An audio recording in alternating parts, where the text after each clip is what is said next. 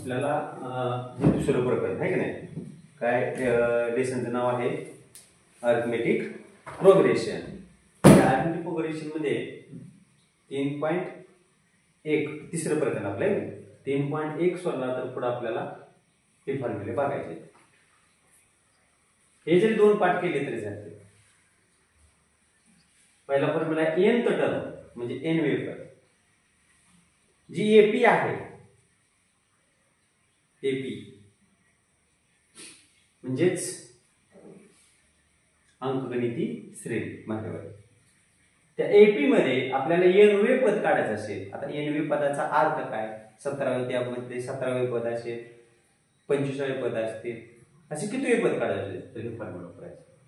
tn समजलं, n वे पद, nth term, t2 असेल तर सेकंड टर्म, t5 असेल तर फिफ्थ टर्म.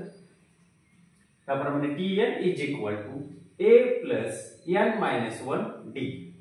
आता यामध्ये आपल्याला माहित आहे a म्हणजे काय आहे, a means first term, a means काय आहे first term, a is equal to काय आहे फर्स्ट टर्म पहिले पद, प्लस n म्हणजे नंबर ऑफ टर्म नंबर, आणि d means common difference. d means काय कॉमन डिफरन्स. सामान्य फॉर्म्युला आहे tn इज इक्वल, हा फॉर्म्युला पाठच करायचा. tn is equal to a plus in bracket n minus 1 d. बघा tn is equal to a plus in bracket n minus 1 bracket complete d. Formula पाठ होईल. हा पाठ करायचा. हा जर फॉर्म्युला पाठ झाला तर sum of the nth term, n पदांची बेरीज, जेवढे पद तुम्हाला दिले,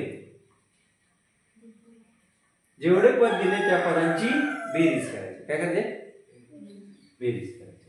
Sn is equal to, S means sum, पुन्हा सम nth टर्मची, n अपॉन 2, n अपॉन 2 2 एवढंच पाठ करा. n upon 2 2, n upon 2 2, n upon 2 in bracket 2a आहे, पण a च्या पुढे आहे पद घ्यायचं. बरं 2a plus n minus 1 d square bracket, n upon 2 square bracket 2a plus n minus 1 d एवढंच दाखवलं. फक्त n अपॉन 2 2 वेगळा आहे. त्यानंतर हा फॉर्म्युला तुम्हाला बऱ्याच ठिकाणी वापरायचा आहे. हाच एक वापरला तरी प्रॉब्लेम नाही, तरी पण काही हा वापरू शकता तुम्ही. एशनचा फॉर्म्युला त्याचाच आहे, n upon t1 plus tn. बरोबर, t1 मीन्स फर्स्ट टर्म आणि tn मीन्स लास्ट. समजले, n upon 2 in bracket t1 plus tn. समजलं तुम्हाला काय अडचण, हा करा.